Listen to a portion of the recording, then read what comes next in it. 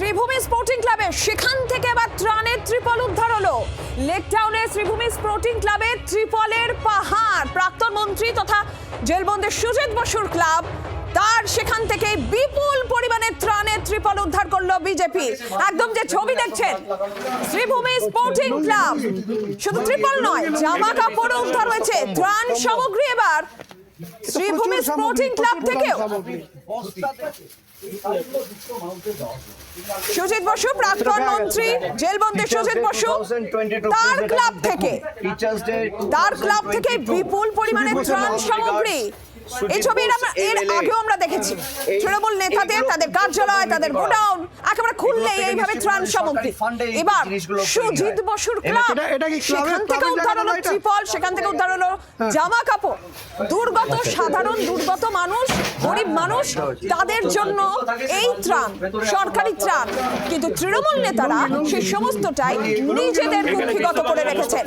বারবার এই ছবি সামনে আসছে, রোজ এই ছবি সামনে আসছে। আর এই মুহূর্তে সরাসরি দেবাঞ্জন রয়েছেন আমাদের প্রতিনিধি আমাদের সঙ্গে শ্রীভূমি স্পোর্টিং ক্লাব থেকে। দেবাঞ্জন, কি দেখছো? দেখো, শ্রীভূমি স্পোর্টিং ক্লাবে আজকে যখন আমরা এসে পৌঁছোই তখন সেখানে সেই ক্লাব ঘরের ভিতরে স্থানীয় মানুষেরা ঢুকেছিলেন, কিন্তু সেখানে ঢুকে দেখা যাচ্ছে ডিজাস্টার ম্যানেজমেন্টের ত্রিপল, গঙ্গাসাগরের প্রসাদ, গঙ্গা জল, সেগুলো প্যাকেটে করে রাখা আছে।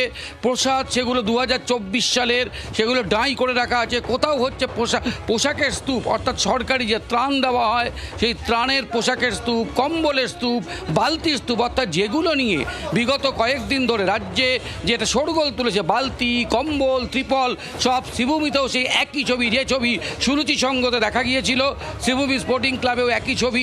আমাদের সঙ্গে রয়েছেন স্থানীয় মানুষেরা। এই জিনিসগুলো আপনারা কি অনুমান করছেন, এগুলো কোথা থেকে আসতে পারে?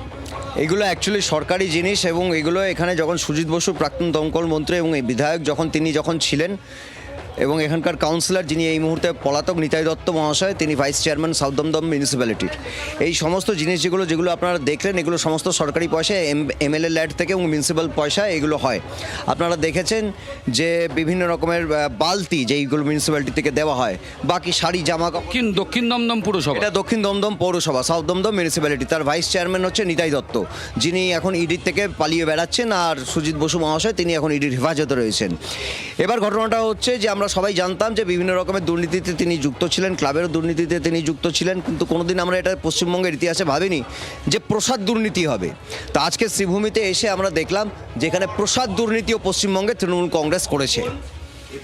অর্থাৎ বুঝতে পারছো যে এখানে একের পর এক জিনিসপত্র রয়েছে। আমি এখানে দেখাবো যে দেখো, এখানে একের পর এক কম্বল, সরকারি সব কম্বল এখানে ডাই করে রয়েছে, সেই কম্বল রয়েছে, সে এরকম একাধিক জিনিস, সরকারি জিনিস সেখানে ওখানে দেখা যাচ্ছে, বা বাসনপত্র রয়েছে ওখানে, আমরা দেখা যাচ্ছে বাসনপত্র, হাঁড়ি, কলসি, হ্যাঁ, ব্যাগ, মানে যেগুলো সবই সরকারি জিনিস, সেগুলো কি করে একটি ক্লাবের মধ্যে আসতে পারে, সেটাই কিন্তু এই মুহূর্তে একটি প্রশ্ন। নীলাঞ্জনা, ধন্যবাদ দেবাঞ্জন। বাংলার আওয়াজ, বাঙালির আবেগ, জি 24 ঘন্টা।